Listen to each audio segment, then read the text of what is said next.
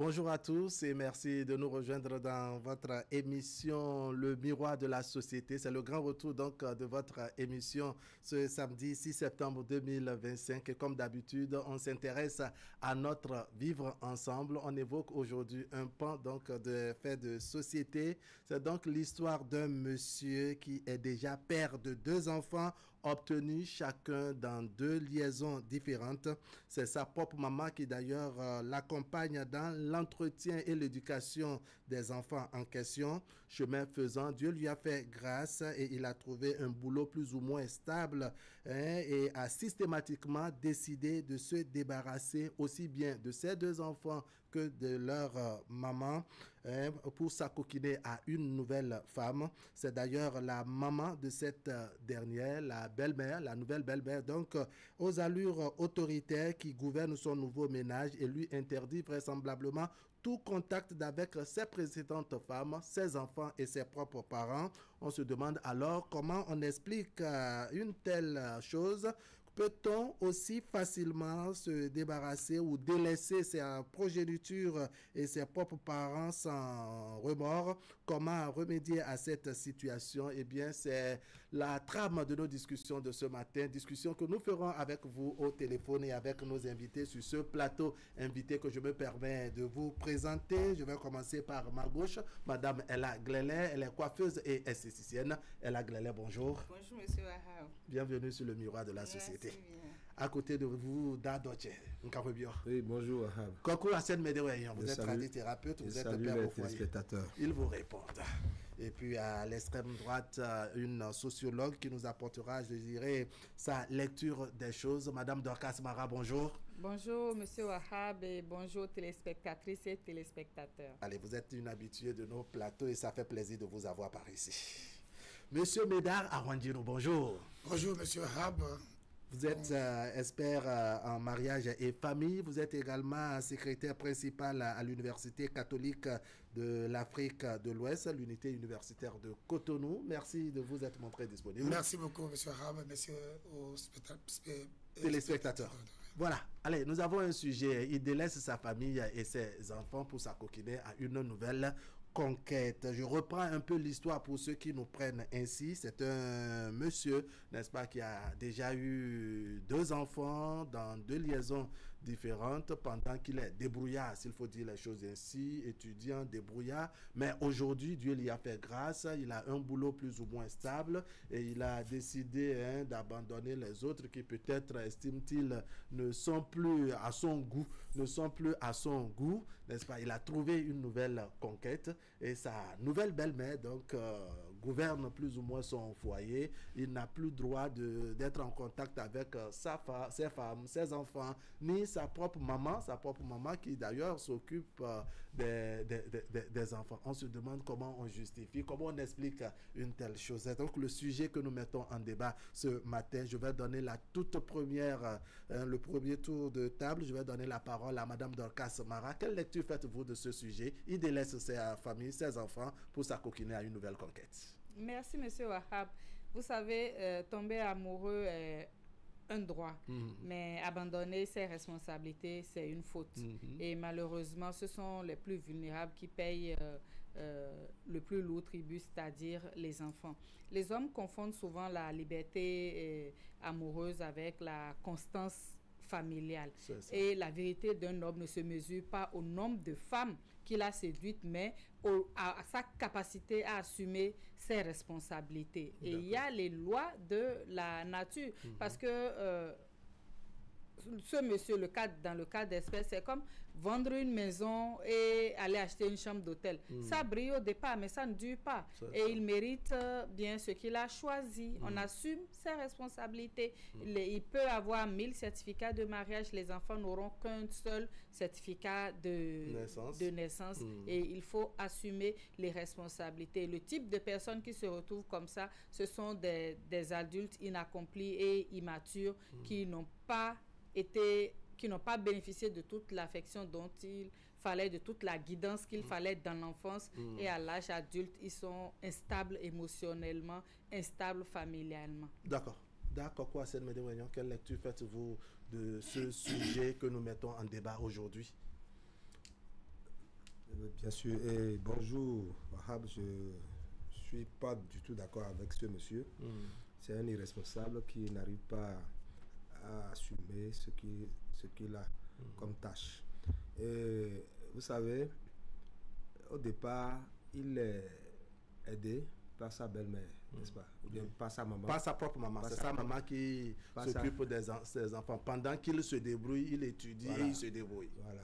Des fois, les parents croient qu'ils sont en train d'aider leur enfant, mais ne leur fait pas du bien parce que quand il prend l'habitude, le luxe de ne pas donner la popote ou bien de ne pas entretenir ses enfants et que c'est la maman qui prend sa place, finalement, c'est ce qui peut se passer. Puisque il n'était pas responsable au départ et à la fin, il voit qu'on peut délaisser et enfin, et choses. Vous pensez que ses propres parents ont mal fait de s'occuper des enfants? Si on l'avait laissé transpirer dans l'encadrement des enfants, il allait prendre conscience. Et ils n'ont pas mal fait, mais seulement que vous allez le mettre devant les faits accomplis. D'accord. Puisque quand vous remplacez l'enfant dans ses tâches et que vous donnez régulièrement de l'argent à ses enfants, à son épouse, tout ça là, finalement, c'est ce qui peut se passer. Donc, il vaut mieux prendre de distance à un moment donné pour lui dire, dans la vie, on se débrouille. Ce n'est pas que moi, je vais t'assister si je ne suis pas vivant. Et comment allais-tu faire? Que feras-tu? D'accord. C'est ça. Ella Glélé, quelle lecture faites-vous de ce sujet? Nous assistons à ce genre de trucs. Si les hommes, ils sont...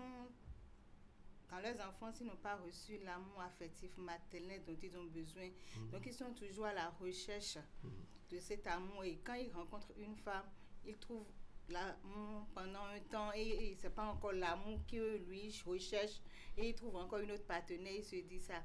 Et aussi, quand l'homme n'a pas la charge, comme l'a dit Da, n'a pas la charge des enfants, n'a pas la charge de sa petite famille, il se dit qu'il est tout permis. Aussi, au début, il était étudiant, il ne travaillait pas. Avec cette femme, il se débrouillait. Mais quand il a eu du boulot, peut-être il a esselé, le salaire a augmenté, il a vu que, bon, cette femme n'est plus à sa hauteur. Et puis, peut-être c'est sa collègue qui est à sa hauteur parce qu'elle a mieux étudié, sa femme n'a pas étudié, elle n'a pas la capacité mentale pour le soutenir aussi. D'accord, oui, mais le changement, je dirais, de partenaire ne doit pas justifier l'abandon des enfants. Il peut, n'est-ce pas, librement, comme l'a dit Madame Mamara, n'est-ce pas, que c'est un droit d'aimer, donc il peut aimer une autre qui est, dois-je dire, d'une hauteur ou bien d'une trempe plus élevée, mais cela ne le dédouane pas de ses responsabilités vis-à-vis des enfants. C'est comme s'il a changé de vie, c'est comme il renaît, donc pour lui, voir autre dimension. Il remet le compteur à zéro, il ne prend pas, il oublie les enfants. Carrément. Monsieur Médard, oui, alors, je salue les téléspectateurs. Ce sujet est un sujet crucial. C'est ça. Parce que, vous savez, l'éducation de base est importante. Il faut donner l'éducation de base, surtout aux jeunes d'aujourd'hui, parce que quand vous semez, vous allez récolter. Celui-là qui a laissé ses enfants et s'attache à une femme, oublie tout, c'est une erreur grave. C'est un monsieur qui est irresponsable et il faut voir son passé. C'est-à-dire, l'homme a une histoire.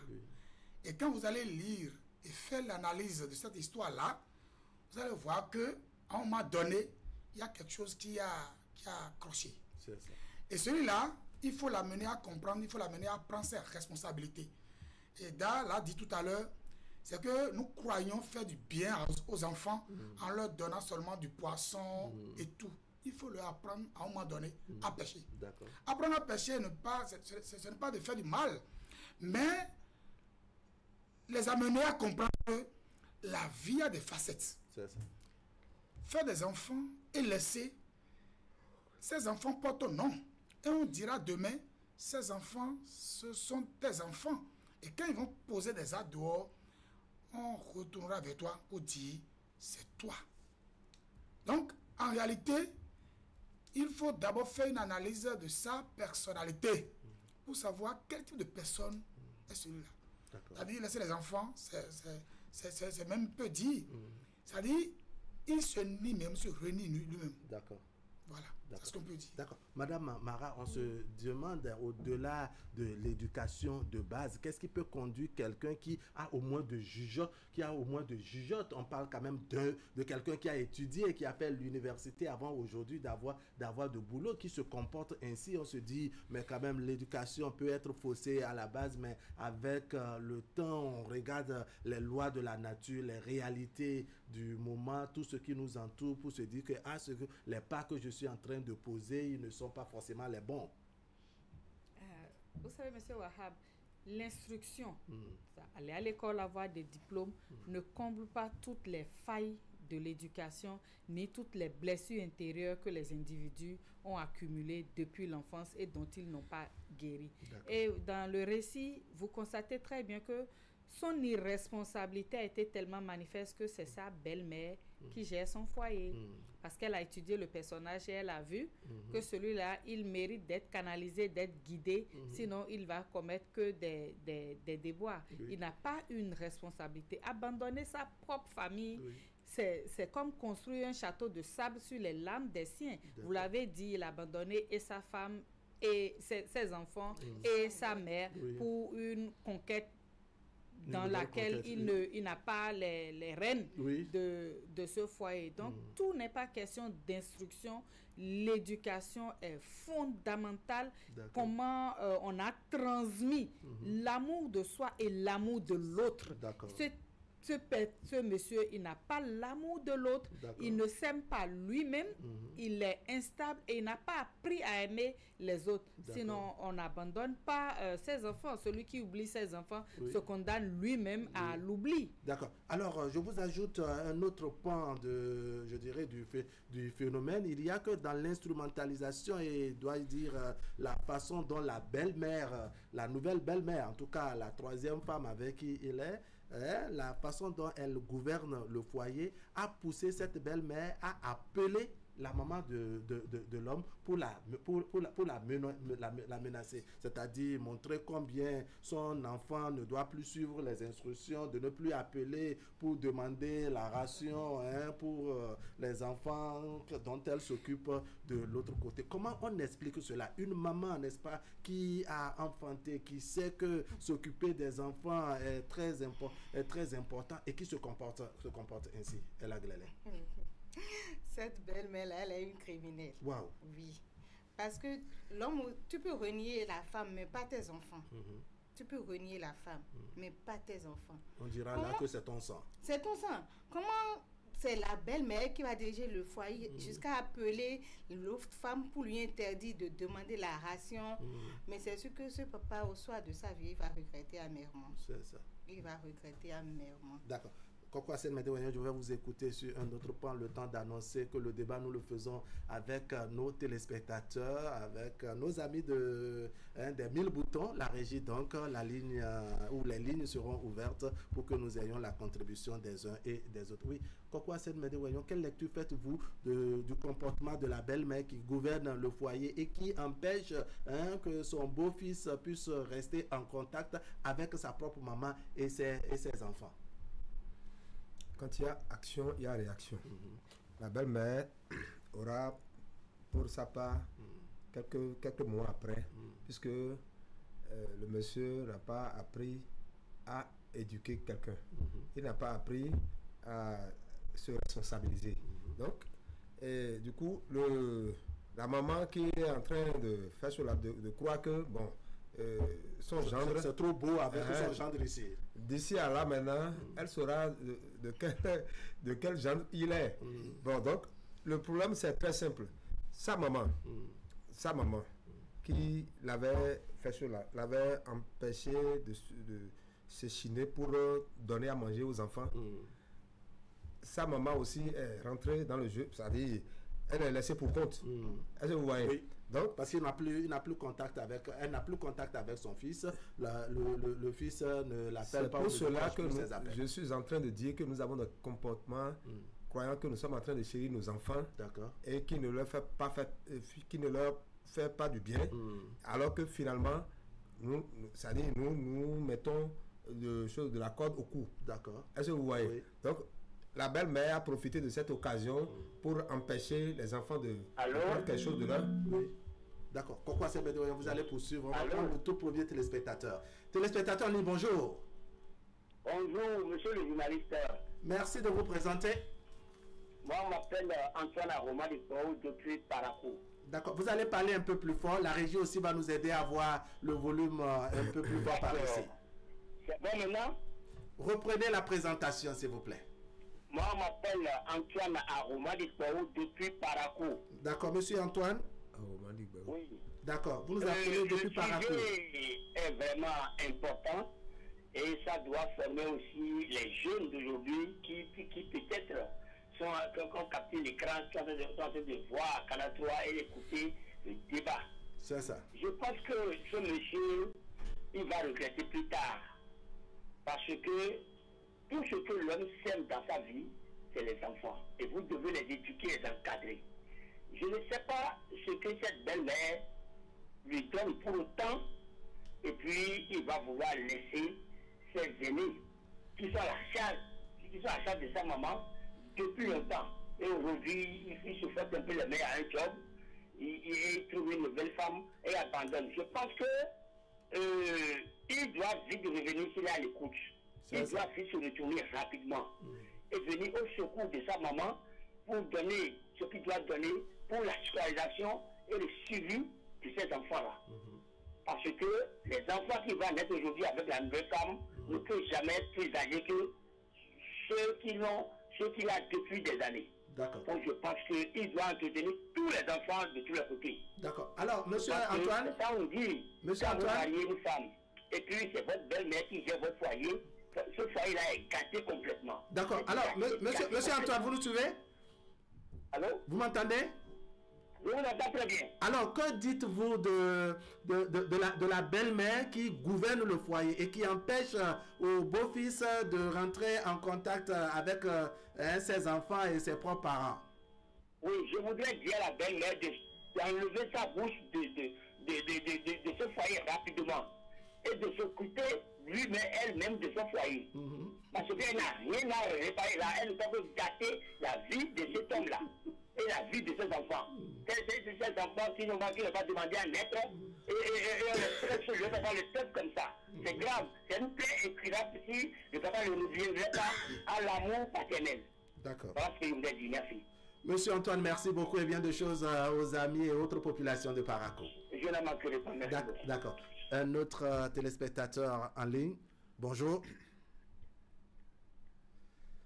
Téléspectateur en ligne, bonjour. Alors, Koko Hassen, nous poursuivez votre développement. Oui, monsieur Wahab, c'est des comportements qui énervent. D'accord. Parce que l'enfant que tu nourris aujourd'hui peut te nourrir demain. Oui. Je dis peu parce que il y a des enfants qui ne pensent même pas à leurs parents. Oui. On en a discuté ici une fois.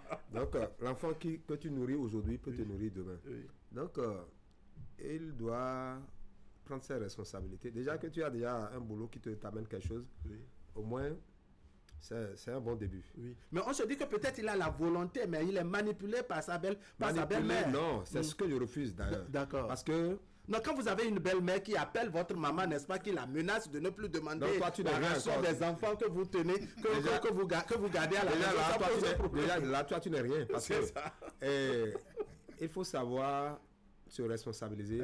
Peut-être que la belle-mère a trouvé la faiblesse, comme disait Madame Marat, n'est-ce pas, et tient la corde qu'il faut pour le maîtriser. Mais c'est pour un temps. D'accord.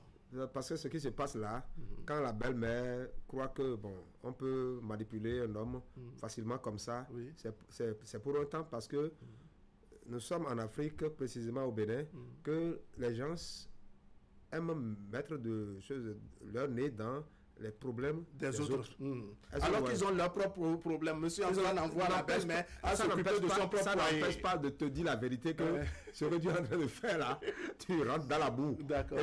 C'est-à-dire tu auras des difficultés à t'en sortir. Donc là, il vaut mieux qu'il se réveille très rapidement pour ne pas continuer dans ces dérives-là. D'accord. Au lieu de faire cela, de rester, laisser la belle-mère diriger son oui. Alors nous parlons d'éducation de base qui peut-être a été maladroite à un moment donné pour qu'on ait ces gens de dérive, mais une belle-mère qui est dans un foyer, qui sait qu'elle a sa fille qui est son enfant et que son beau-fils est censé être son enfant, ce n'est pas un bon modèle ce qu'elle est en train de donner. Vous allez répondre à la question. Il y en a qui se manifestent au bout du fil déjà. Téléspectateurs, bonjour.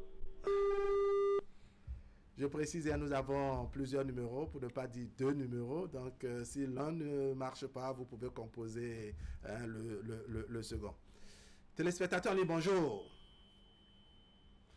Allô, bonjour. Oui, merci de vous présenter.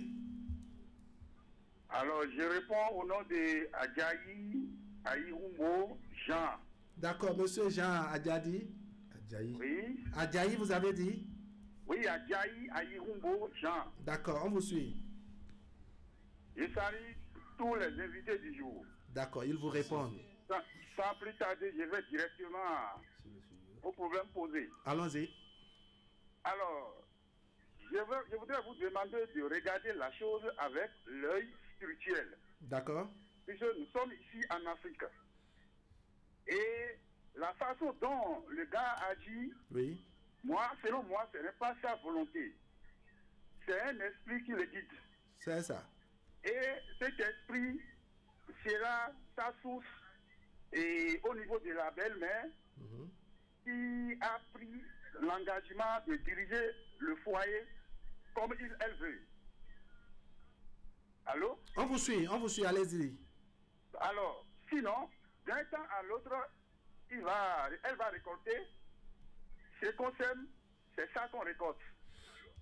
D'un jour à l'autre, elle va récolter. Donc, je vais demander à la famille de ce monsieur-là de mettre le gars en prière. Et ce qui est en obscurité là, Dieu va révéler ça et la belle-mère verra ça compte. Merci, je vous remercie. D'accord. Vous nous appelez d'où, monsieur Adjayi? Je vous appelle de Tissepa, arrondissement d'Azo, c'est commune Adjaou. D'accord, ça fait plaisir. Ah oui, les gens nous appellent d'un peu partout. Hein. On dit bonjour aux amis d'Adjaou. Un autre téléspectateur dans cette première manche.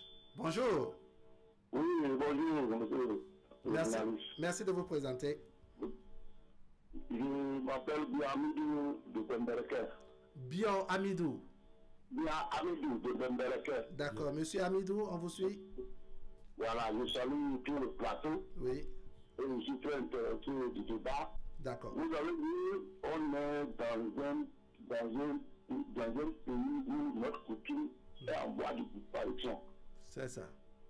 Sinon, ces questions ne peuvent pas être là. Par exemple, si je prends l'homme qui était marié après le développement, il a refoulé la femme et les enfants, il s'est remarié, ça appelle merci le frère. D'abord, ces enfants ont son identité. Et son nom, ces enfants portent son nom. Ça veut dire que même s'il ne dit pas, même s'il meurt, le nom va rester. Si on suivait notre coutume, ces cas ne peut même pas arriver. Ça peut arriver, mais légèrement. Parce que le nom que tu donnes à ton enfant est sacré. Et c'est par rapport à ce nom que toi-même tu es homme dans la société. Et on croit. C'est ça. Bon, mon point de vue, ça a parti du fait de laisser nos coutumes, c'est ça. C'est ça. Si on peut me faire un enfant avec une frère, ma fille, on doit chercher l'enfant pour le ramener, pour le rééduquer. Parce que c'est son nom qui va répandre le nom au niveau international après. Et si il est mal éduqué, ça veut dire que votre nom, si vous prenez par exemple les familles traditionnelles, les tsars, les rois, les choses, on va dire que les enfants de tel père comme ça. Si on utilise la tradition, ça peut diminuer le problème qu'on vient maintenant. C'est mon point de vue, ça. D'accord. Merci beaucoup, M. Amidou. C'est M. Amidou qui met l'accent sur l'abandon de nos traditions et que cela serait sans doute à la base. Allez, la régie nous permet de faire le débat. Donc, on interrompt un tout petit peu les coups de fil pour faire le tour de table et revenir à nouveau. Je sais que vous êtes nombreux au bout du fil, mais permettez qu'on fasse les débats également par ici sur le plateau. Alors, je vous posais la question de savoir que nous évoquons l'éducation de base comme une raison fondamentale, mais une maman, une belle-mère, n'est-ce pas, qui a sa fille à protéger, certes, mais dont le beau-fils est censé être également son fils. On se demande, ce comportement-là, est-ce que ça relève d'une bonne pratique? Quand tu demandes à ton beau-fils de laisser tomber ses enfants, tu menaces la belle-mère de l'autre côté. Est-ce que là aussi, il y a éducation? Je vous remercie pour la question, mais je voulais dire que il y a aussi le côté spirituel qu'il ne faut pas oublier. Et nous n'allons pas condamner d'office le monsieur. Il y a, on va lui donner une marge de doute. Pour dire quoi? Pour dire que c'est vrai qu'il y a ce côté-là d'éducation qui est faussé. Parce que si il arrive à enceinter une femme, à avoir des enfants, c'est parce qu'il est capable. Parce qu'on ne va pas en mariage qui veut, qui peut. Et le mariage, j'avais dit hier, quelque part, que il faudrait que déjà à la maison, qu'on commence par inculquer aux enfants certaines choses pour qu'ils ne soient pas surpris demain. Une belle-mère qui prend possession de son gendre, ce n'est pas une chose à prendre à la légère comme ça. Mais il faut dire qu'il y a des belles-mères comme ça, qui ont cette pesanteur-là sur leur gendre, même pour faire quelque chose dans sa famille, il demande d'abord la permission de sa belle-mère. Une belle-mère qui n'a peut-être même pas encore réussi son propre foyer, mais qui se donne l'attitude et la liberté de gouverner le foyer de son enfant. Et quelque la fois dernière, a posé la question, si je veux me marier à une fille, et que je vois que sa maman n'est pas restée sous un toit, je dis, bon, c'est trop dit, parce que c'est dans la maman peut échouer, la fille va réussir. Donc, il ne faut pas d'office condamner le monsieur, mais lui donner la chance de retourner à la case de départ pour vraiment voir ses enfants et jouer son rôle pleinement. D'accord. Alors, Madame Mara, vous êtes en quelque sorte un thérapeute de la société en tant que sociologue. Quel regard vous portez sur ces genres de comportements? On se demande au-delà de l'éducation, d'où viennent ces agissements? Merci. Il faut dire que les conquêtes passent, mais la famille reste, les enfants restent. On ne va pas dédouaner cet individu qui est un adulte majeur avec toutes ses facultés de choix. Il doit assumer ses responsabilités. Et comme je le disais, c'est un espace qui a été laissé libre et la nature a horreur du vide. La belle-mère croit bien faire parce qu'il est immature et donc il faut une autre personne pour guider sa vie, c'est ce qu'elle fait et c'est déplorable. Toutes les personnes dans ce récit n'ont pas suffisamment été éduquées à la vie de couple, l'éducation au mariage. J'en ai parlé ici sur ce plateau. Si cette belle-mère avait été éduquée au mariage, elle saurait les limites qu'elle doit avoir en tant que belle-mère et l'interférence qu'elle doit avoir avec le foyer de sa fille. Et sa fille aussi, si elle avait suivi des conseils, un coaching, un accompagnement des aînés en mariage, un mentorat avant le mariage, elle aurait su aussi les limites des ouvertures qu'il faut extérieures, qu'il faut permettre, de l'influence extérieure sur son mariage. Et que dire de ce jeune homme qui a besoin qu'on le récupère, qu'on le rééduque pour en faire un adulte responsable. Sinon, les dégâts vont continuer. Il ne sera pas satisfait dans cette union où il semble être téléguidé par sa belle-mère et il va aller encore ailleurs. Et c'est les enfants qui payent le plus lourd contribue malheureusement. D'accord. Alors, Madame Ella Glélé, on se demande en tant que femme, et là, je veux orienter les choses chez la nouvelle conquête où il est. Quand vous êtes une femme et que votre mari abandonne ou délaisse ses enfants, délaisse ses femmes, est-ce que vous-même, vous n'avez pas de crainte? Est-ce que vous ne vous dites pas, demain, est-ce que ce ne serait pas mon tour? Parce que c'est quand même 2 autres femmes qu'on a laissées de l'autre côté. Vous-même, là, est-ce que vous trouvez que le séjour ou la cohabitation sera suffisamment longue, elle sera éternelle? Merci, monsieur Arabe. Non.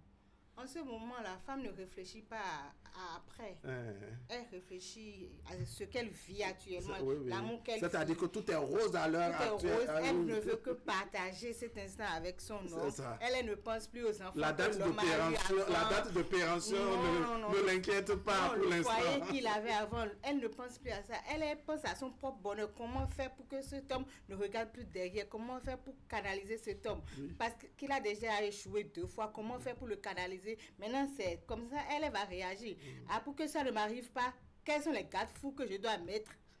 Donc c'est en faisant ça qu'elle va dire qu'elle fait du bien, mais qu'elle fait du mal aux enfants que le monsieur a laissé, parce que peut-être plus tard, ces enfants ne peuvent pas réussir. Peut-être ce sont ces enfants-là qui peuvent lui venir en aide demain, elle ne le sait pas. D'accord, oui, d'accord, Kouassène Médéwayan. Vous ne voyez pas que la fille, en tout cas la nouvelle conquête, doit également s'inquiéter quand on a, n'est-ce pas, laissé les deux premières femmes, certes, parce qu'on avait des situations difficiles, on était élèves parce que ce sont des grossesses sur les bancs, on était débrouillards, élèves, étudiants. Plus tard aujourd'hui, on est on a le boulot, certes, mais est-ce que ça n'amène pas la femme chez qui il est aujourd'hui à ce qu'elle s'inquiète? Elle s'inquiète pour se dire, hey, est-ce que moi-même on va pas m'ajouter sur l'ancienne liste? Elle est en train de courir un risque. C'est ça. Il faut quand même une séance de désenvoûtement à ce monsieur, puisque déjà que tu es tombé dans les griffes d'une belle-mère qui donne des ordres à ta maman, donc il y a quelque chose qui ne va pas. Cela veut dire que le côté spirituel ne doit pas être abandonné.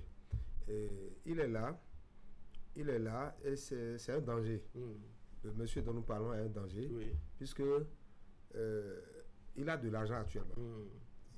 Il a de l'argent. Le premier cas, c'est qu'il était élève. Le second, c'est qu'il est étudiant. Avant, il n'y avait pas de moyens.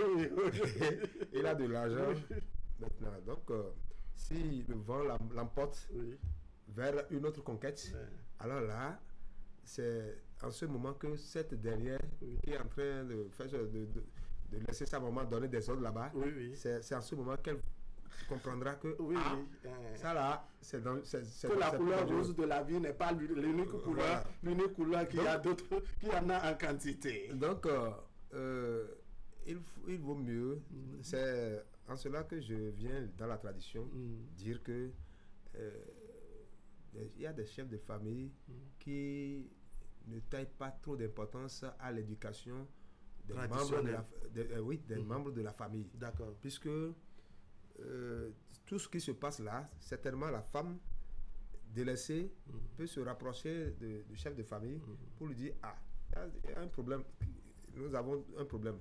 Ça fait déjà 6 mois qu'on nous a délaissés, on ne trouve plus rien, tout ça là. Le chef de famille à son tour appelle son fils et lui dit, ce que tu es en train de faire là, c'est le rôle de choses de la collectivité. Donc, il appelle son fils, lui dit, fais attention, ne continue pas dans ce que tu es en train de faire là. Bonne pratique. Allez. Donc, cela, c'est pour le bien de toute la famille. Parce que l'enfant qui est bien éduqué, c'est pour la famille. Est-ce que vous voyez? Donc, jusque-là, c'est un danger. D'accord. Je dis que c'est un danger. Et que la femme qui bénéficie de la joie, de tout de lui, doit s'attendre à une surprise désagréable. D'accord.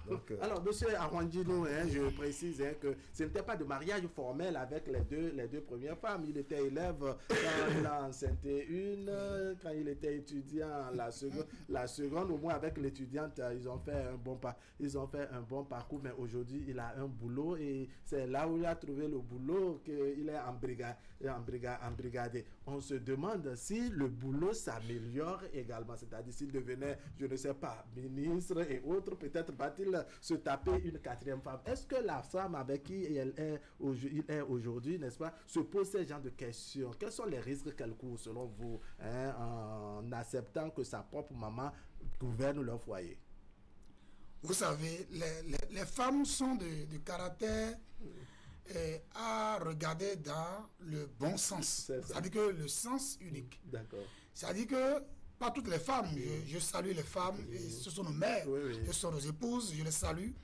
Et je dis, elle est en train de voir que de la rose. D'accord. Mais, contrairement... Mais la rose n'est pas la seule couleur de la vie. Voilà. C'est-à-dire qu'elle est en train de voir que elle a déjà gagné cet homme et qu'elle veut, c'est-à-dire lui essuyer les larmes parce que l'homme a échoué ailleurs, puisque vous savez, pour draguer une femme et pour tuer son chien, il faut l'accuser de rage. Donc l'homme a déjà eu le temps de parler mal des autres femmes pour dire, bon écoutez, et c'est parce que ces femmes-là sont ci, sont ça. D'accord. La femme, dans sa naïveté, la nouvelle femme bien sûr, dit, écoutez, moi je ne serai pas comme les autres, je vais t'essuyer les larmes et je vais te faire... Et dans ça, c'est pourquoi Donc vous estimez que dans son projet de société, dans sa campagne, pour obtenir l'électorat chez la nouvelle femme, il a eu à dénigrer les premières. Et c'est ça c'est pourquoi je dis, je donne raison à Daha, pour dire que c'est dangereux, c'est un lion blessé. C'est ça. Et donc, qui a Bibouara, donc du coup, et ce monsieur n'a pas oublié ses anciennes stratégies de te sauter et d'aller voir encore une autre femme pour faire encore une nouvelle vie. Et donc c'est un danger qui guette la nouvelle femme qui est là, qui croit qu'elle est dans un Eldorado. Donc du coup, elle doit se préparer.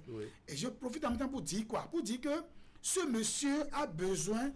C'est-à-dire on a besoin d'un conseil de famille autour de ce monsieur. Autour de ce monsieur. Pour ça Alors, problème. le regard de la sociologue, encore une fois, voyez-vous un problème spirituel autour? On nous dira que nous sommes en Afrique, que nous sommes au Bénin, mais vous, en tant que sociologue, est-ce que vous voyez vraiment qu'au-delà de tout, au-delà des questions d'éducation, au-delà de la maladresse de part et d'autre, qu'il peut y avoir effectivement un problème spirituel autour?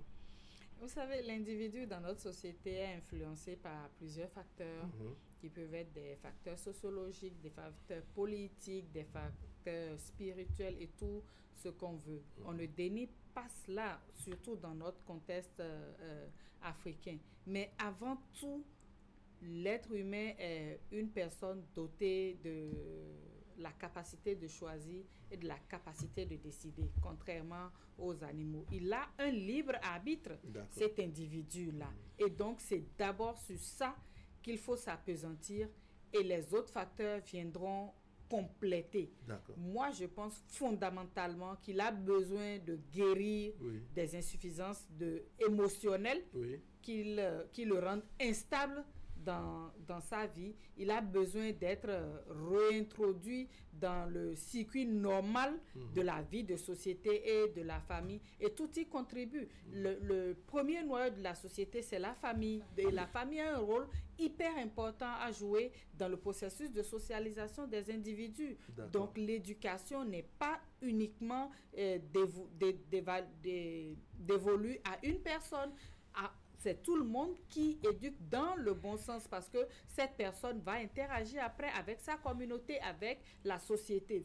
Les individus que nous fabriquons dans nos familles sont les citoyens que nous livrons à notre société. Et donc, on a besoin de tous les facteurs pour le conjuguer. Bien évidemment, dans tous les facteurs. Le côté spirituel vous apprend certaines valeurs comme la crainte, comme l'amour de l'autre, comme la maîtrise de soi, et surtout vous apprend la religion nous apprend à assumer notre responsabilité, à craindre les conséquences de nos actes lorsqu'on dit que le karma existe ou que tout ce que vous posez comme acte, vous le récoltez. C'est en fait la responsabilisation de l'individu. Donc, nous n'avons pas à exclure tous ces facteurs-là et on a fortement besoin de personnes, des jeunes suffisamment éduqués à la vie, pas seulement des diplômés, pas seulement des personnes avec un emploi et qui ont des problèmes, des individus sur lesquels la société ne peut pas compter. D'accord, allez, la régie nous aide à ouvrir à nouveau la ligne pour avoir la contribution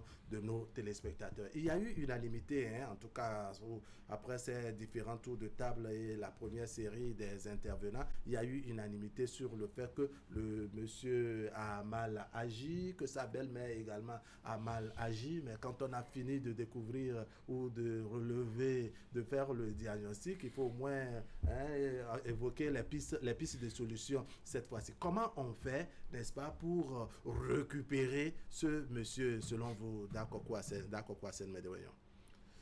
Le récupérer. Dans la troisième partie de nos discussions, je vais vous écouter sur les effets spirituels que cela pourrait avoir en tant que traditionnaliste. Alors, comment on peut récupérer ce monsieur? Le récupérer ne posera aucun problème. Si et seulement si l'épouse délaissée se plaint auprès des sages de sa famille, se plaint des responsables de la famille et pose le problème. Maintenant, on commence par le suivre, par l'observer, par lui donner des conseils. Est-ce que vous voyez, c'est une forme de récupération. D'accord. Vous allez poursuivre tout à l'heure. On écoute un intervenant. Téléspectateur, allez, bonjour. Aujourd'hui, on constate que... Téléspectateur, allez, bonjour. J'espère qu'il est encore là. D'accord. À partir des conseils, je crois qu'il peut prendre conscience de son comportement vis-à-vis de ses progénitures. Donc, de côté de sa maman, d'ailleurs, le récupérer, sa maman, c'est elle qui a tout causé au départ. Quand tu donnes du poisson à un enfant et tu ne l'as même pas à pêcher, à savoir comment pêcher le poisson, et tu lui donnes. Oui, mais quand même, on se demande, quand tu as un enfant qui est sur les bancs en tant qu'élève, n'est-ce pas, il n'est pas suffisamment éclairé, mais qui a mordu au fruit défendu. Tu ne vas quand même pas laisser, je dirais, la fille d'autrui ou ton enfant est auteur, ton enfant est auteur, je dirais, de la vie qui lui arrive. Les enfants faire les jobs de vacances. Pourquoi on les laisse faire ça? C'est ça. Si toi tu donnes à manger à l'enfant aujourd'hui, mais cela ne veut pas dire que demain, toi tu vas occuper cet enfant.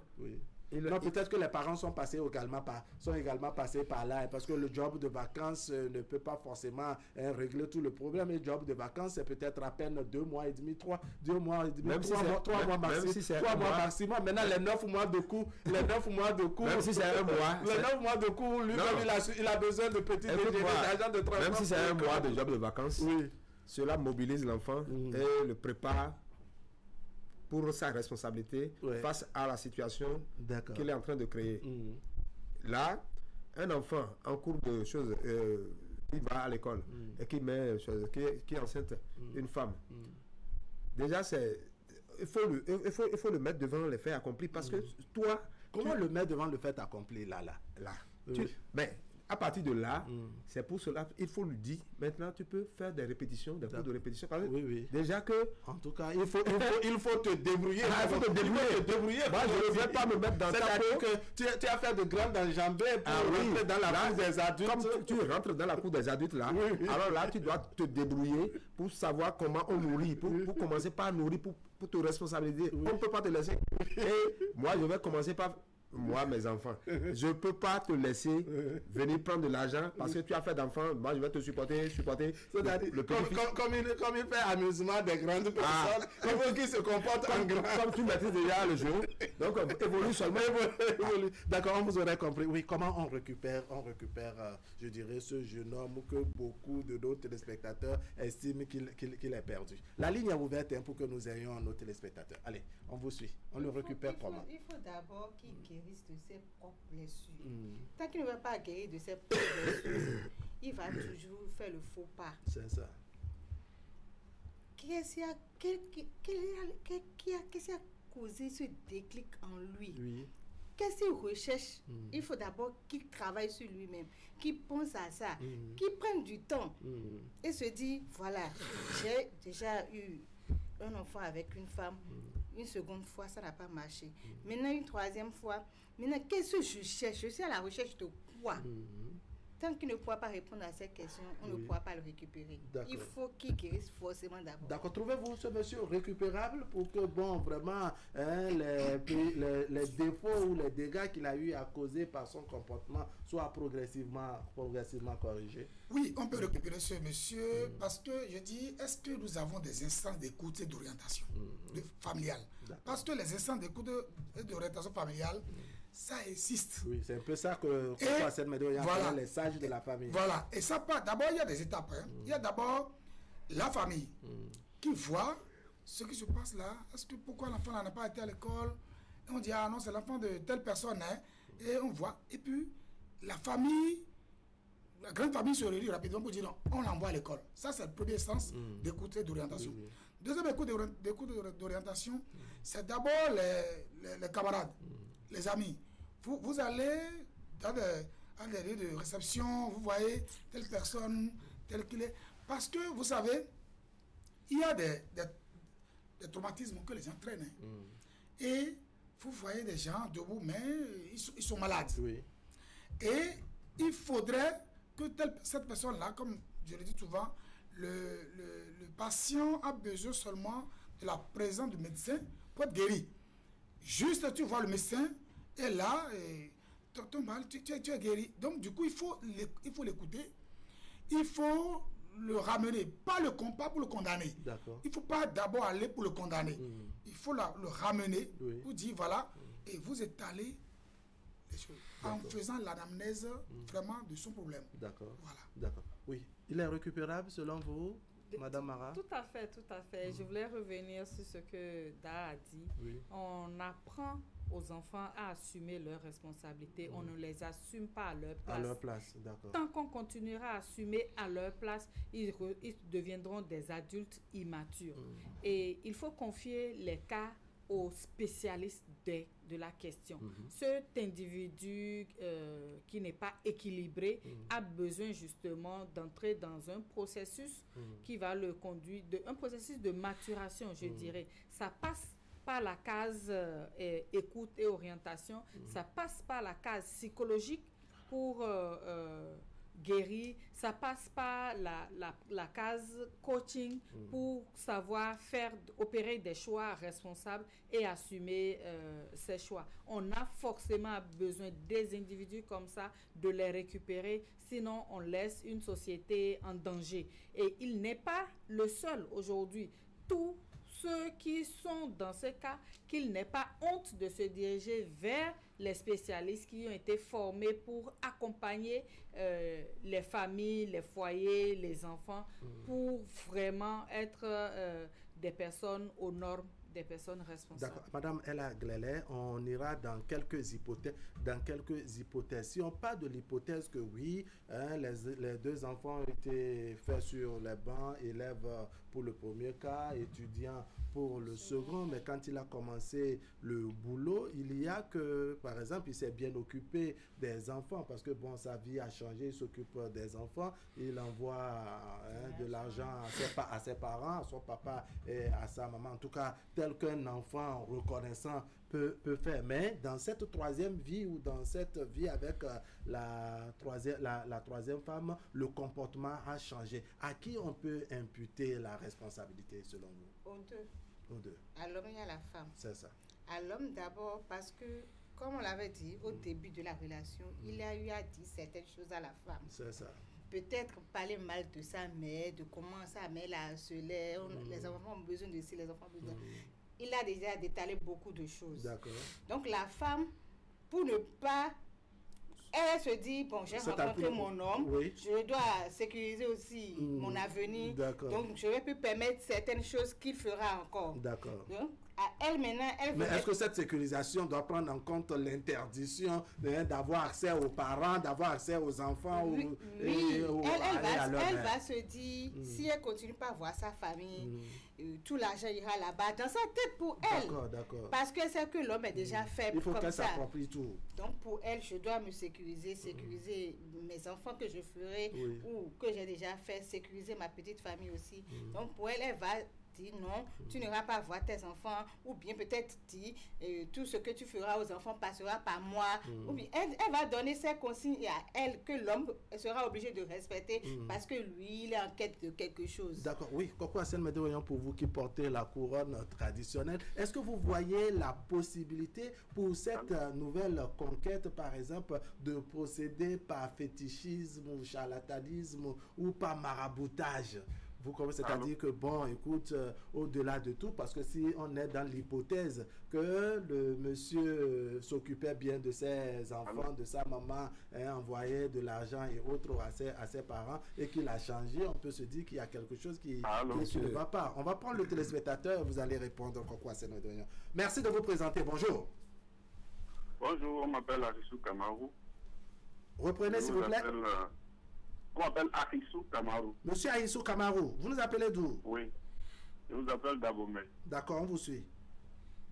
Ok, j'aimerais intervenir par rapport au sujet en cours. On vous suit, vous êtes en direct.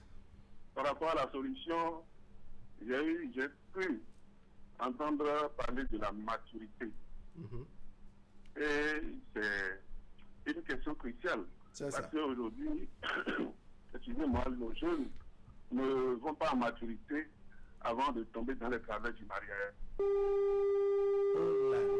Oh là là, le crédit ou le réseau a eu raison de M. Ahissou depuis Abomey. Il va certainement nous rejoindre, n'est-ce pas, nous rattraper. On a encore quelques minutes avant la fin de l'émission. Oui. Alors je vous posais la question de savoir est-ce qu'il n'y a pas eu le fétiche, ce qu'on appelle gris-gris entre griffes.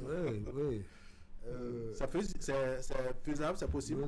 Nous allons tenir compte de tous les paramètres possibles, puisque tout d'abord c'est un enfant mal éduqué au départ. Au départ, c'est sa maman qui le chouchoutait, le dorotait, faisait tout. Et maintenant, face à chose au rocher, belle-mère et son épouse, je crois que il peut être envoûté facilement. C'est ça. Donc c'est pour cela que je parlais tout à l'heure de désenvoûtement, de séance de désenvoûtement. Puisque celui-là n'est pas équilibré, il ne maîtrise pas très bien ce qu'il est en train de faire. Ce que tu peux faire pour être accepté dans la société, c'est ce qu'on doit faire dans un foyer. Est-ce que vous comprenez ce que je suis en train de dire? Donc quelqu'un qui délaisse ses enfants, tu n'avais pas de moyens, c'est sa maman qui nourrissait tes enfants et toi-même. Et maintenant, quand tu as un peu de moyens, tu les laisses à la charge de qui? Tu les laisses à la charge de qui? Donc, l'envoûtement peut contribuer à ce que ce dernier soit complètement déséquilibré, déboussolé et continue son aventure dans le vide. C'est-à-dire que c'est un peu comme une télécommande. Ce n'est pas lui qui agit, c'est la belle-mère qui appuie ici, c'est sa femme qui appuie de l'autre. Il suit, n'est-ce pas, la touche sur laquelle l'ordre de la touche qu'on appuie. Je vais saluer un ami qui nous suit régulièrement, là, Otto. Oui, M. Bruno Watto. Qui nous suit actuellement. Il faut comprendre aussi que ces hommes reviennent à la famille. Quand tout l'argent finit, la femme les dépouille de tout. Et quand ils n'ont plus d'issue, ils reviennent vers leur famille, vers la pauvre femme qu'ils ont laissée pendant des années, celle qui s'est échinée à éduquer les enfants toute seule. Ils reviennent. Vraiment. Et en ce moment, ils vont commencer par s'agenouiller, par demander pardon avec les lames de crocodile. Et la femme, tout bêtement, se dit, bon, il est revenu à la maison, je le reprends. reprend à cause des enfants. Ils reviennent. Je n'ai pas entendu parler de son père. Il n'y a aucune figure paternelle dans l'environnement de ce monsieur-là. Non, bah, quand on dit qu'à des moments donnés, il envoie de l'argent à son père, au début, en tout cas quand les choses ont commencé par s'améliorer, ça veut dire que bon, le père existe, le père est vivant. Parce que c'est ensemble avec le père et la mère qu'il faut trouver une solution au problème de ce monsieur. Peut-être que la maman a beaucoup plus été active en étant celle qui a gardé les deux enfants, mais ça n'écarte pas la présence du père. Mais comme vous le dites, c'est normal que dans la recherche de solutions, que les deux... Et la mère a une solution très simple aussi, c'est de passer par les services sociaux pour qu'on fasse des prélèvements sur son salaire directement pour verser à la mère pour éviter qu'elle soit permanemment en conflit avec les autres personnes qui s'accaparent pas de ses revenus. Un prélèvement sur salaire qui permet donc de s'occuper des enfants qu'il a abandonnés. Moi, je voulais ajouter que pour récupérer ce monsieur, madame vient de dire, il faut aller vers les spécialistes. Les psychologues sont bien placés pour l'aider à se retrouver, puisque celui-là maintenant, on ne va pas seulement se pencher sur, c'est-à-dire au côté spirituel, mais il faut que les spécialistes de la psychologie clinique l'amènent et essayer de voir en lui ce qui ne va pas. Parce qu'il peut poser des actes c'est-à-dire qui ne relèvent pas de sa personne. Et prélever, c'est vrai, ça c'est vrai, prélever de son salaire, ça ne permet pas à ce monsieur d'être guéri. Mais c'est aussi un moyen pour le retour affectif à travers l'argent. Mais tout de même, ça soulage les enfants, c'est vrai. Financier. Mais il faut nécessairement un centre d'écoute et d'orientation familiale. C'est-à-dire qu'il faut la médiation familiale. On doit en avoir ça pour permettre, parce que ce qu'on dit là, c'est un cas. Il y en a plusieurs, de plusieurs formes. Celui qui a dit qu'il a une femme, mais qui ne veut pas louer, mais qui reste chez sa belle famille. Ben lui là, il se permet un gardement, il n'a pas un diplôme élevé, mais c'est sa femme qui fait tout, il vient dormir là, et c'est sa femme qui met les enfants à l'école. Voilà des cas comme ça qu'on vit quotidiennement. D'accord. Alors je vais retourner vers Madame Mara pour voir quel effet tout cette façon de vivre, cette façon de se comporter peut aussi avoir sur les enfants, parce que ce sont des enfants qui commencent par grandir. Quand on parle de quelqu'un qui a fait un enfant sur les bancs depuis le collège jusqu'à l'université, aujourd'hui il travaille, ça veut dire que c'est des enfants qui commencent par comprendre les réalités de la vie. Quel effet cela peut avoir de se voir un peu en distanciation avec leurs parents? Merci, monsieur Wahab. Je l'avais dit, les adultes font des choix et c'est aux enfants. D'accord. Madame Mara, je vais vous couper et vous permettre de prendre le téléspectateur qui est... Téléspectateur, oui, bonjour. Il est déjà parti. Il est vite parti. De toutes les façons, la régie laisse la ligne ouverte et vous aussi, vous allez permettre qu'on vous interrompe de temps en temps pour avoir d'autres sons de cloche. Oui, Madame Mara, les effets sur les enfants. Les adultes font des choix et les enfants doivent assumer les conséquences de ces choix. Et ces enfants sont les plus vulnérables et ils gardent des blessures et le cycle continue. Il faut pouvoir arrêter ce cycle-là à un moment donné, parce que pour les enfants, le manque de figure paternelle, le manque d'affection de père et de la mère ensemble, le manque de moyens matériels suffisants pour leur suivi, tous ces facteurs conjugués, c'est une bombe à retardement pour leur propre équilibre socio-affectif. Et si rien n'est fait, ils seront des adultes peut-être pires que pour leur papa. Et c'est là où vous assistez à des cas d'abandon ou de renie d'enfants contre leur père. Et on se dit, ben, ce sont des ingrats, c'est quand même leur père. Il faut toujours repartir à la source pour savoir comment ça s'est passé. C'est-à-dire que ces gens d'enfants, vous estimez qu'ils doivent grandir dans ce climat, s'ils ont la grâce d'ouverture et autres, ils peuvent ne pas être reconnaissants vis-à-vis de de leur papa parce qu'ils vont se dire que papa nous avait aussi abandonnés. Un père qui oublie ses enfants s'oublie lui-même. Voilà, et l'entourage commence par dire bon, ces enfants sont ingrats et autres. Oui. Oh, c'est papa qui aussi à la base n'avait rien prévu. Tout à fait. L'une des conséquences aussi, c'est que ces enfants vont reproduire ce modèle-là parce que pour eux, une vie de couple, c'est du libertinage, c'est le passer d'une conquête à une autre, c'est ne pas assumer ses responsabilités. D'accord. Vous voyez quel genre d'effet ou quelles conséquences sur les enfants? Non, je rejoins Mme Mara, elle a tout dit. Parce que les enfants souvent reproduisent ce qu'ils ont vu dans l'enfance. Un enfant qui a vu sa maître et son père battre sa mère tout le temps, c'est sûr, s'il est un homme, il battra aussi sa femme. C'est ça, il va estimer qu'il faut reproduire cette copie. Oui, les enfants, que ce soit filles comme garçons, ils reproduisent toujours ce qu'ils ont vu. D'accord. Et aussi, il y a un côté qu'on oublie chez nous, quand on parle de sociologue ou bien de psycho, quelque chose, chez nous en Afrique, on se dit que c'est pour les fous. C'est pour les fous, c'est pour les blancs. Voilà. Alors que c'est faux. Nous en avons... Parce que nous, on a l'habitude de réfléchir avec la chicotte. On se dit, avec 2 paires de gis, alors qu'on en a besoin. Vraiment, on en a besoin, surtout pour les foyers. Vraiment, on en a besoin, même si c'est une fois tous les ans. Il faut que les couples se confèrent à des spécialistes, juste pour déverser leur inquiétude, ce qu'ils ont sur le cœur. Je pense que ça va apaiser beaucoup de foyers, on aura moins de problèmes. Vous évoquez un sujet non négligeable parce que l'Africain ou le Béninois a toujours considéré que le sociologue, les psychologues et autres, que ça c'est pour les blancs, ou bien c'est à la limite pour des fous. Un Africain avec 2 paires de juifs, un coup de pied.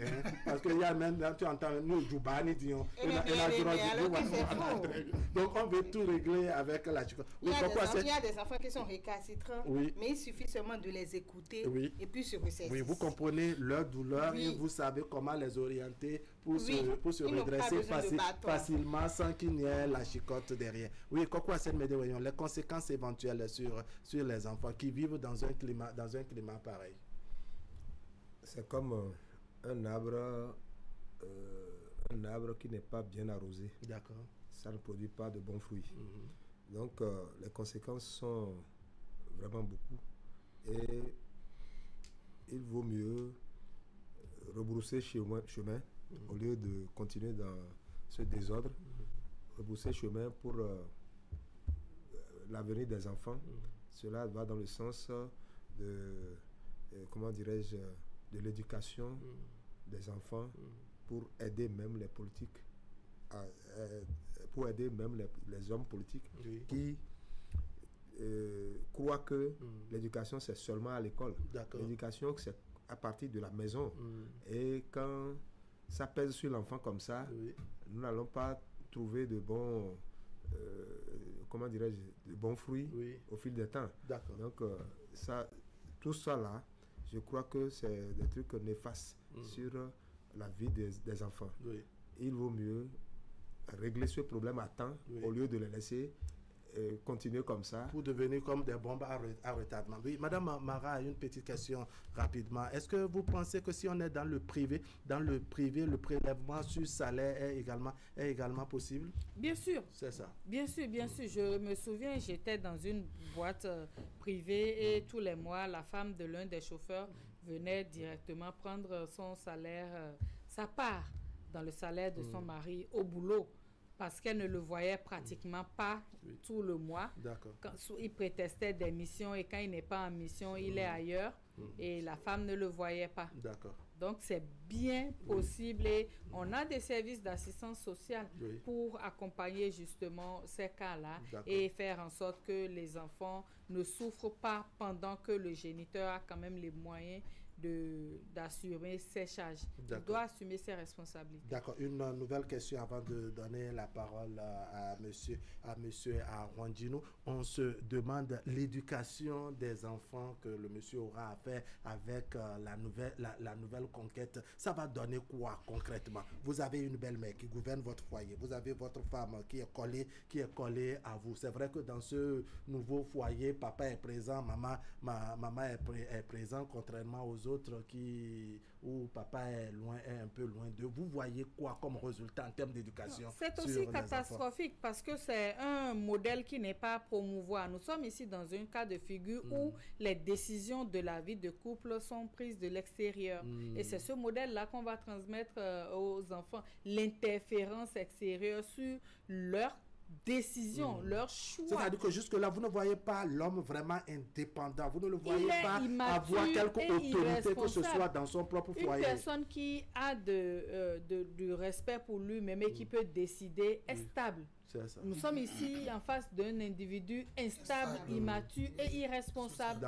Et les décisions sont prises pour lui. C'est une personne non autonome. Il a des revenus financiers, mais il n'est pas autonome. Et c'est ce modèle qui risque d'être intériorisé, internalisé par les enfants dans leur processus de socialisation, et c'est grave. Monsieur Médard, l'éducation sur des enfants dans le nouveau foyer, pour ne pas dire chez la nouvelle conquête où madame est collée à son mari. Le mari certes est présent, mais il y a, qu'il soit en location ou même éloigné de la belle-mère, c'est que la belle-mère a toujours son mot à dire dans le foyer. Ça donnera quoi comme éducation à la fin? Moi, je dis que c'est un théâtre.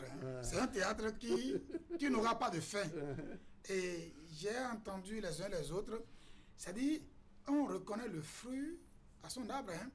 Et ces enfants qui sont dans ce foyer-là sont des enfants qui vont reproduire. L'éducation, il n'y a aucune éducation qui va réussir là. Même si la maman qui est là fait l'effort de donner l'éducation qu'il faut à ces enfants qui sont là, je crois que c'est un calvaire qui se vit au sein de ce foyer. Et je voudrais dire que quand il y a Madame Mara, sociologue, moi je suis psychologue, quand vous voyez les enfants, il y a cette pesanteur sociologique qui fait que quand vous voyez une personne, vous voyez qu'il y a cette peur ou cette souffrance-là qui est en lui. Et donc, du coup, il n'y a aucune éducation qui va émerger de ce foyer et qui va profiter de la société. Et ce que nous disons ici, c'est que nous voudrions construire un homme pour une société de demain. Nous n'allons pas construire pour nous-mêmes parce qu'aucun foyer naît pour soi-même. Parce que vous voyez, les familles nucléaires, cette famille nucléaire est issue d'une grande famille. Et donc, du coup, quand quelqu'un fonde un foyer, ce n'est pas pour lui, mais c'est pour la société. On éduque les enfants pour la société. On apprend l'enfant à payer l'impôt. On prend l'enfant à respecter. Et donc, du coup, quand nous sommes dans une famille, il faut les valeurs qu'il faut donner. Et je profite en même temps pour dire que nous, à l'UCAO, à l'Université catholique d'Afrique de l'Ouest, on a compris et on fait ce qu'on appelle le cours, qu'on appelle formation aux valeurs. On forme l'homme et l'homme entier. Et c'est ce que l'Église catholique essaie de promouvoir. Donc, du coup, les enfants issus de ce foyer, vous n'allez pas voir une bonne chose qui va sortir, comme l'a dit l'autre.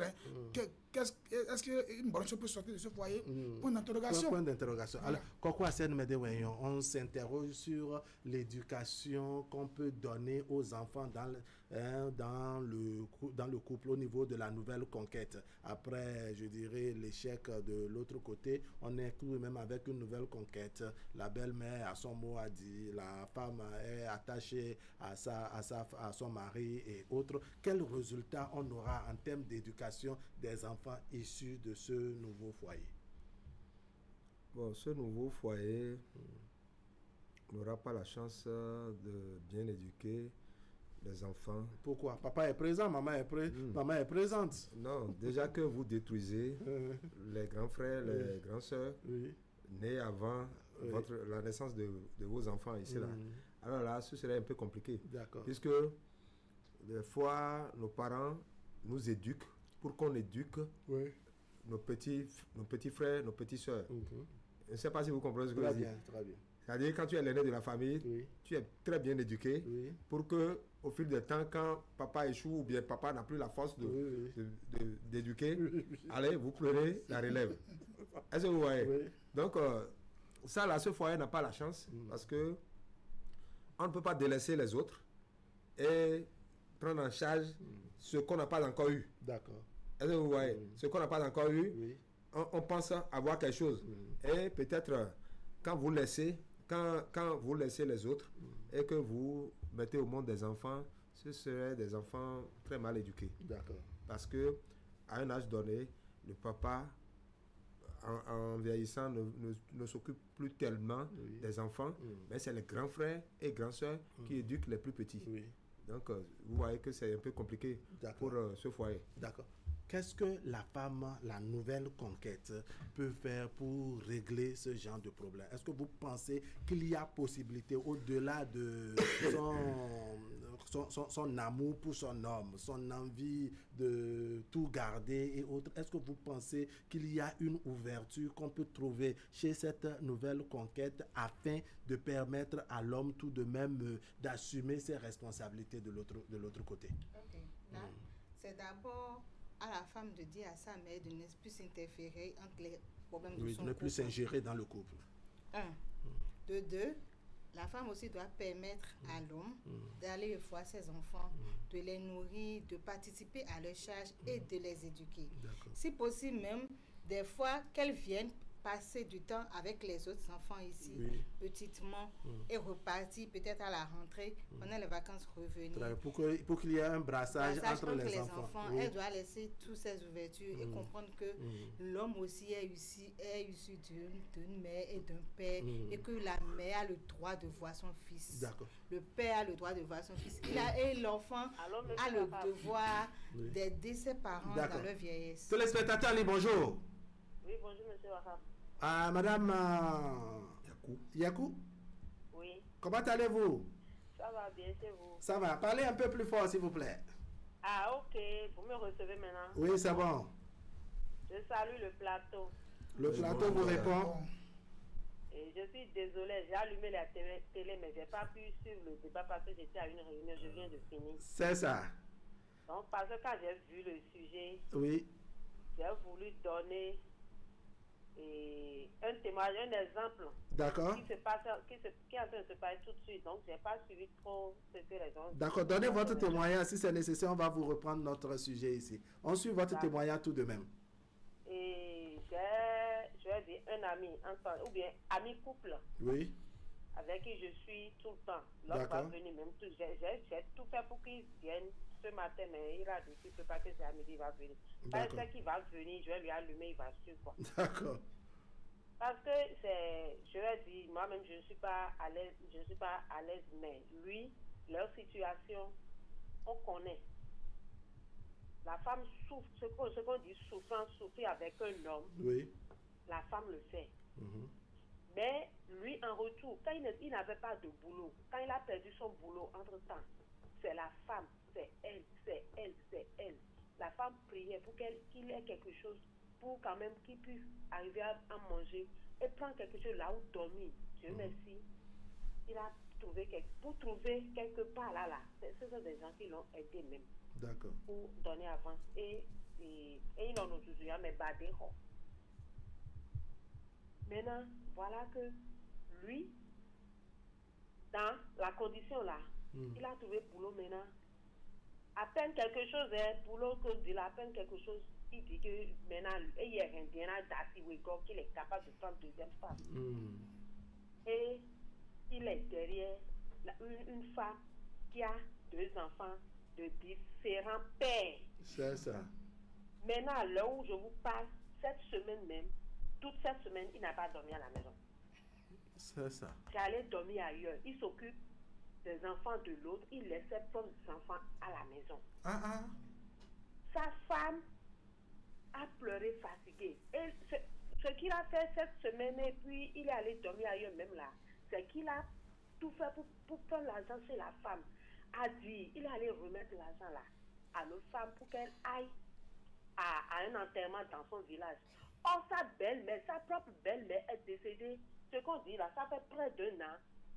Ils ont enterré juste la belle-mère d'abord, quoi. Ils veulent faire les cérémonies après. Juste à l'heure où je vous parle, il n'a pas demandé, il n'a rien demandé, il n'est même pas allé saluer sa belle famille. Mais il a pris l'argent, c'est sa femme qu'il est allé remettre à l'autre femme pour qu'elle aille à l'enterrement dans son village. le temps que l'autre femme est allée passer dans son village. C'est-à-dire que la première femme a financé une partie des obsèques de sa épouse. Mais ça ne fait pas vraiment pas rire, c'est pitoyable. Oui. Ce qu'on dit, c'est en partie, je suis en train de vous résumer. Oui. Parce que je suis au cœur de cette situation. Quand ça se passe, en fait, on est couple amis en fait. Oui.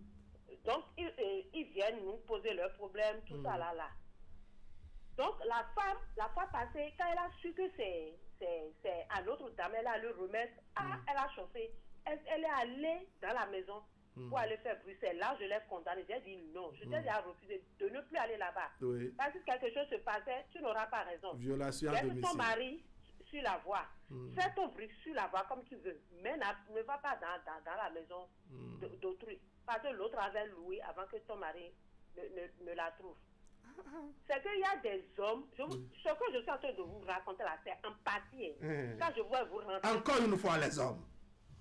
Vraiment, les hommes aussi. De la situation là, vous allez dire c'est pas possible. Si je vous raconte un peu leur situation, vous allez dire non, même la portion que vous nous avez racontée là, franchement, on se demande si on pourra vraiment bien manger à midi. Il a enlevé l'enfant de l'autre femme là, du public, pour aller l'inscrire quelque part d'autre. Et ses propres enfants sont là. Quand l'autre femme est allée pour les obsèques là, le nombre de jours qu'elle est allée passer, c'est lui qui est resté à la maison pour veiller sur les enfants de l'autre. C'est que ce qu'on vit, ce que les femmes vivent, on ne peut pas vous parler. L'amour aussi. Il va venir chez moi tout à l'heure même. Et j'ai déjà juré que je ne vais même plus lui aborder le sujet là, parce qu'on en a parlé. La famille, les amis, on en a parlé fatigué. Et il veut prendre des... Il n'a pas là le dos là. Ce qui me fait pitié, c'est la situation de la femme avec les enfants à la maison. D'accord. C'est mon témoignage. Madame Yakou, vraiment, merci beaucoup. On va vous laisser souffler. On ne va plus vous raconter l'histoire qui est ici.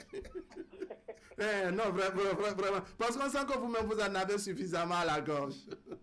Madame Yakou, vraiment, merci beaucoup. Comme on dit, vous voyez, dans notre vivre ensemble, on a différentes facettes.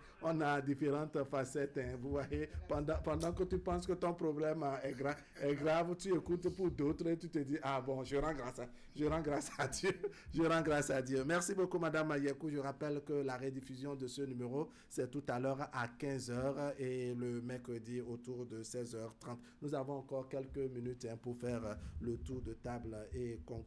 On était avec Madame, je crois, Madame Mara, non, oui, Madame Mara, en termes de porte de sortie, pour régler une situation pareille. Comment on fait pour que ça soit bénéfique à tout le monde, aussi bien à la femme, la nouvelle conquête, les autres femmes, les parents de l'homme et l'homme lui-même, et en termes de message à l'endroit de la belle-mère qui appelle la maman du mari et la menacer. Merci.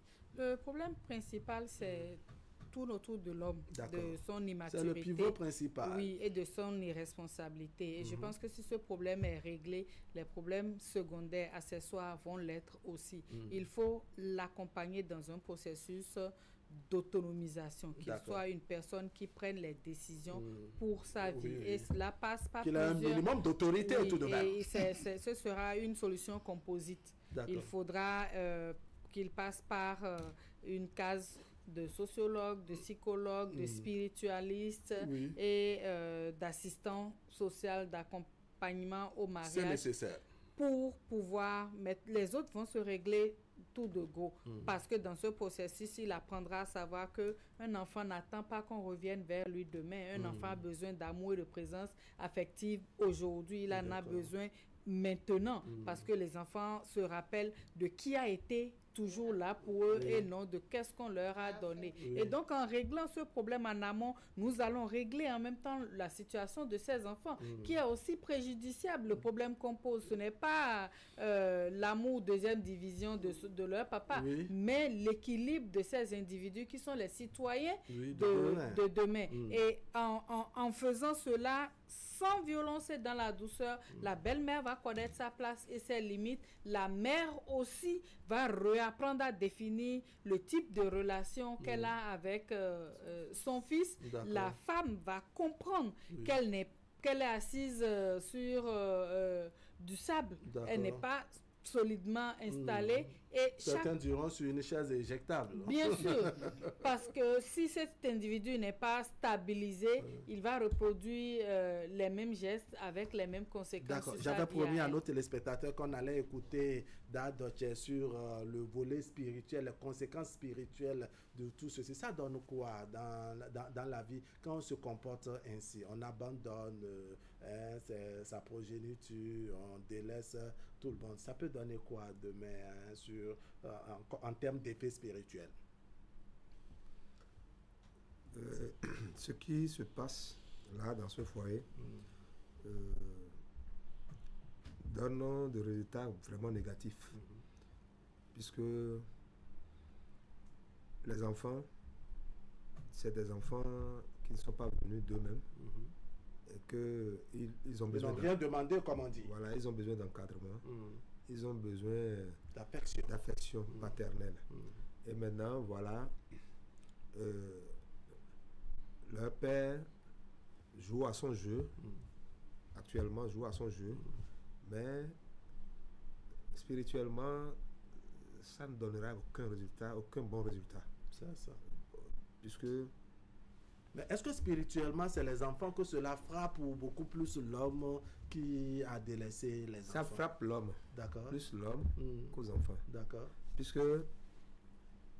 maintenant, et ceux qui ont cautionné ça, par exemple, c'est-à-dire la femme avec qui on est aujourd'hui, qui c'est qu'elle a contribué à fermer les frontières, qui a cautionné. Oui. C'est pas seulement, au départ, c'est sa maman qui cautionnait ça indirectement. Au départ, c'est sa maman qui cautionnait ça indirectement. Vous tenez la maman responsable d'avoir, je dirais, aidé son enfant à s'occuper des petits-enfants alors que les enfants sont faits sur les bancs. Non, c'est pour cela, il vaut mieux être mal vu au départ que d'être bien vu et après qu'on est contre toi. D'accord. Est-ce que vous voyez? Quand vous éduquez, il faut le verbe et la chicotte. D'accord. L'éducation africaine, c'est ça. En Afrique, c'est-à-dire quand les gens se disent, ils disent, bon, il faut leur parler, il ne faut plus frapper. Et dans les cours secondaires et autres, là, j'ai dit, mais il ne faut plus frapper comment?